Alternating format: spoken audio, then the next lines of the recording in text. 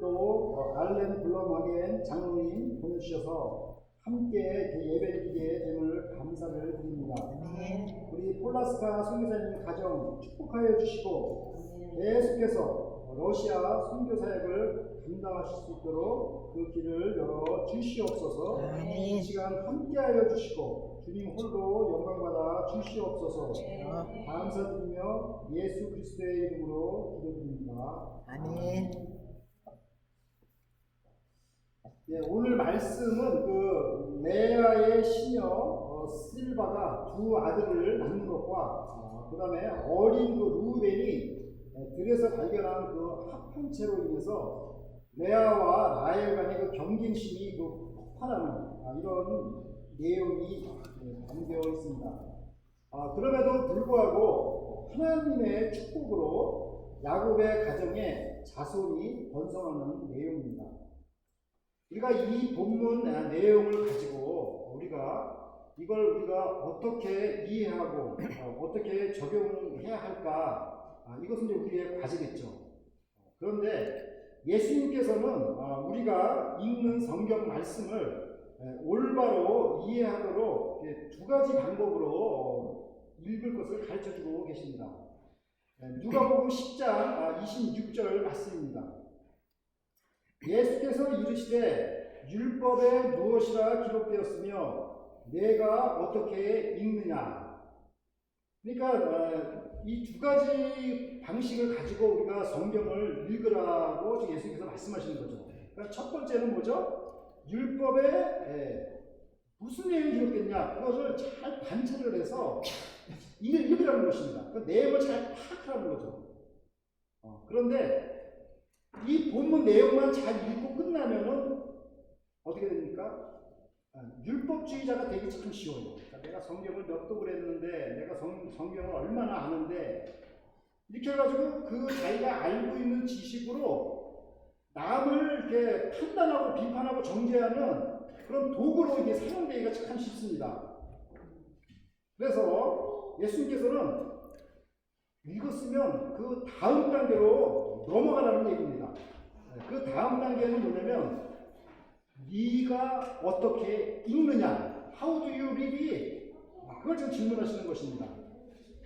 근데 대부분의 사람들은 성경을 읽으면서 저 사람은 저게 문제예요 하면서 이 말씀은 저 사람한테 적용해야 돼요, 이런 얘기들을 이제 많이 하죠.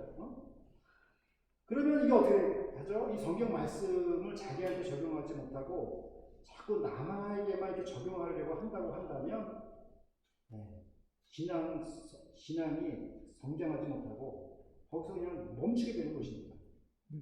그러므로 우리는 성경을 읽은 다음에 그 다음에는 어떻게 해요? 두 번째 방식대로 자기 언어로 읽어야 되는 것입니다. 그러니까 우리가 지금 오늘 본문 내용 창세기 3장 9절부터 21절을 읽었는데 이것을 다 이제 내용을 다 파악하셨을 거예요. 자, 근데 이게 나는 이걸 어떻게 읽을까, 이것을 고민하시기 바랍니다. 자, 창세기 30장 9절에서 13절을 이렇게 보게 되면 레아가 시녀 실바를 첩으로 주고 실바의 첫째 아들 갑과 둘째 아들 아셀을 낳습니다. 그 이름의 뜻은 각각 행운이다, 행복하다라는 뜻입니다. 그래서 레아는 아마도 이런 생각을 했을 것입니다. 라헬아, 너는 아기 못 낳지? 응? 그래서 너는 너의 시녀 비라를 통해서 그 2명 낳은 게 전부지?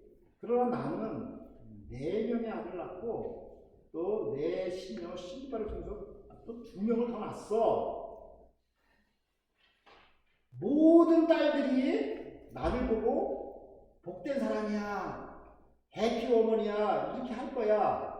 이렇게 하며 라헬을 이렇게 조용했을 것입니다. 이 이름의 뜻을 보면 그래요. 저는 이 말씀을 생각하면서 제가 엉뚱한 해석일지 모르지만, 이게 시각, 그러니까 자기 자신을 바라보는 시각을 남의 눈초리에 의식해서 생각하는 것, 이건 참 잘못된 게 아닌가. 정말 내가 오늘 정말 실천할 게 뭔가 조그만 거라도 그걸 가지고 자기가 씨름하는 게 더 중요한 거지 남이 나를 어떻게 생각할까 이렇게 생각하는 건 별로 중요하지 않다. 저는 오늘 개인적으로 그런 생각이 들었어요. 왜냐면은 설교를 멋지게 하면 사람들이 나를 어떻게 생각할까? 저는 근데 그런 게 참 다 헛된 거라고 생각이 듭니다. 그런 것보다 내가 오늘 정말 반성할 게 뭔가 그것을 하나 깨닫는 게 더욱 중요하다고 저는 생각합니다. 아무튼 시녀를 이렇게 첩으로 준 것은 라헬이 먼저 시작한 일입니다. 자신이 아기를 낳지 못하자 자기 시녀 비라를 야곱에게 주어서 자녀들을 얻으려고 한 것입니다. 이러한 라헬과 레아의 그 시기심과 이 경쟁심은 사실 불필요한 것입니다. 이로 인해서 그 야곱의 가정은 똑바로 이렇게 반듯하게 설 수가 없을 것입니다. 그러면 하나님께서 우리를 정말 부르신 그 목적은 무엇일까요? 고린도전서 7장 15절입니다. 혹 믿지 아니하는 자가 갈리거든 갈리게 하라. 형제나 자매나 이런 일에 구속받을 것이 없느니라. 그러나 하나님은 화평 중에서 너희를 부르셨느니라. 아멘. 그러니까 레아와 라헬은 지금 막 경쟁심으로 서로 이렇게 다투고 있는데 이거 하나님께서 원하시는 게 아니라는 거예요. 근데 우리가 계속 그런 일을 한다고 하면은 이거 뭔가 something wrong이죠. 하나님께서 우리를 부르신 목적은 화평 중에서 살도록 하기 위함입니다. 아멘. 그러니까 교회 안에서도 정말 최대한 화평을 유지해야 하는 게 참 중요합니다. 그냥 자기 그냥 감정대로, 자기의 그냥 저기대로 생각대로 막 그냥 말을 이렇게 던져서 상대방 상처 입히고, 나는 몰라 이렇게 할 게 아니라 내가 한 행동이 조금이라도 저분한테 누가 되었으면 더 반성할 수 있는 그런 자세, 그게 정말 귀한 것입니다.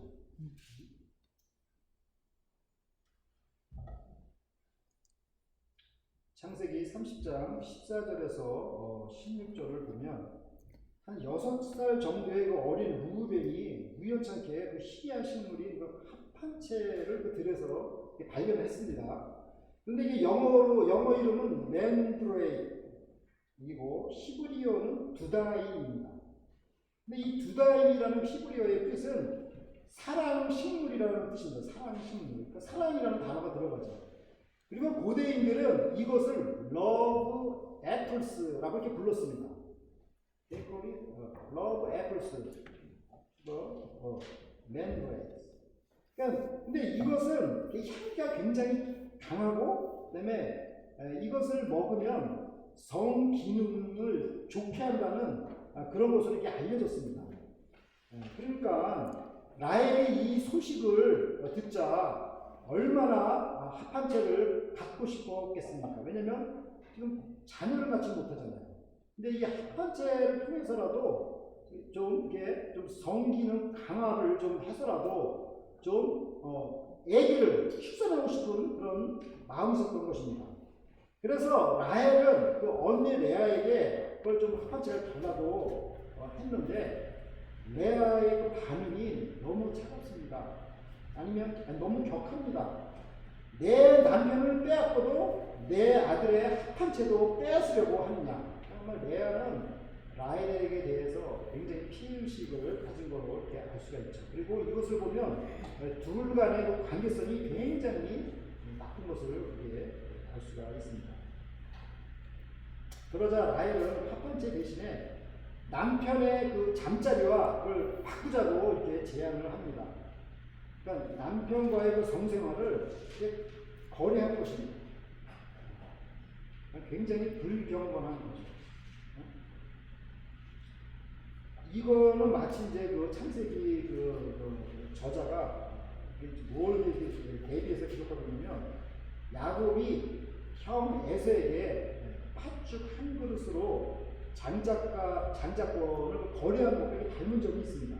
하나님께서 주신 그 장자권 굉장히 그 거룩한 거잖아요. 근데 그걸 팥죽 한 그릇으로 이렇게 바꾸려고 하는 거예요.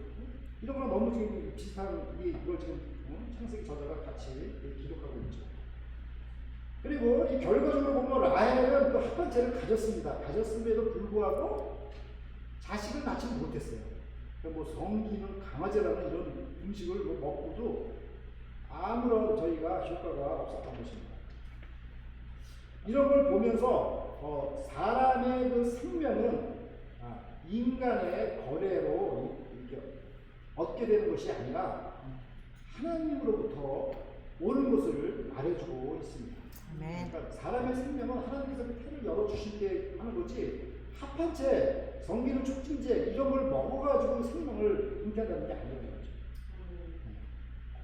그래서 레아는 남편 사람 때문에 남편 사람을 못 받았죠. 라헬은 자녀를 낳는 자녀가 하나도 없죠. 이것 때문에 그 합한채를 놓고 그 불경스러운 그 거래를 하였습니다. 그런데 여러분, 만약에 여러분이라면 어떻게 하셨겠습니까? 히브리서 13장 16절입니다. 오직 선을 행함과 서로 나눠주기를 잊지 말라. 이 같은 제사는 하나님이 기뻐하시느니라. 저는 그냥 이 말씀 읽으면 우리 성도님들이 그냥 얼굴이 막 떠오릅니다. 그냥 서로 가진 것을 그냥 서로 그냥 나누시려고 하시는 우리 성도님들이 너무 많으세요. 만일 레아가 있잖아요. 동생 라헬이 진짜 아이가 없으니까 이게 얼마나 힘들까. 합반체를 주어서 격려를 해줘야 되겠다라고 이렇게 언니 레아가 그 라헬을 이렇게 돌봐줬으면 이 관계가 얼마나 아름다웠겠어요. 또 반대로 동생 라헬이 우리 언니 레아가 남편의 그 사랑을 받지 못하고 있으니 얼마나 외로울까. 이번 기회에 합한체를 통해서 남편의 그 사랑을 듬뿍 받으면 얼마나 좋을까. 이렇게 서로를 생각했으면 얼마나 좋았겠습니까? 그러나 그들은 그렇게 하지를 못했습니다. 경쟁심과 시기심이 이들의 그 관계성을 파괴시키고 말았습니다. 창세기 30장 17절부터 21절을 보면 하나님께서는 그 레아의 그 기도를 들으시고 생산이 멈춘 레아에게 다시 5번째 아들 이사갈과 6번째 아들 스불론을 주셨습니다. 그리고 딸 디나를 주셨습니다. 창세기 34장에 보면 딸이 그 디나 외에도 많은 딸들이 있는 게 창세기 34장에 소개되어 있습니다. 야곱은 라헬을 사랑하지만 하나님께서는 레아를 통해 자손이 번성하게 하셨습니다. 이것은 사람의 생명이 하나님의 손에 있다는 것을 가르쳐주는 것입니다. 창세기 25장 31절을 보겠습니다. 야곱이 가로되 형의 장자의 명분을 오늘날 내게 하라.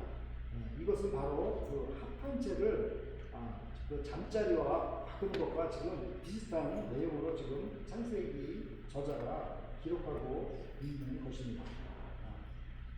인간의 생명이나 장자권은 사람의 수단으로 거래되는 것이 아니라 오직 하나님의 계획 속에서 이루어진다는 것을 간접적으로 설명하고 있습니다. 사랑하는 아프로스 세수만교회 성도 여러분, 오늘 말씀을 3가지 관점으로 한번 생각해 보겠습니다. 첫 번째는 rivalship vs peace, second Rubens mandrakes, third replacement by God. 첫 번째 그 rivalship vs peace. 그러니까 하나님께서는 그 성도들 간의 경쟁심을 갖는 것보다 화평함을 갖기를 원하십니다. 그러니까 경쟁심은 어떻게 돼요? 지금 야곱의 가정을 보았듯이 그 가정을 추하게 만들고 사람을 추하게 만들어요. 그렇지만 화평함은 사람의 그 마음을 녹여줍니다. 교회가 화평하면 사람들이 얼마나 교회에 열심히 나오시겠어요. 근데 교회가 막 큰 소리가 나면은 교회 나오는 게 두렵겠죠.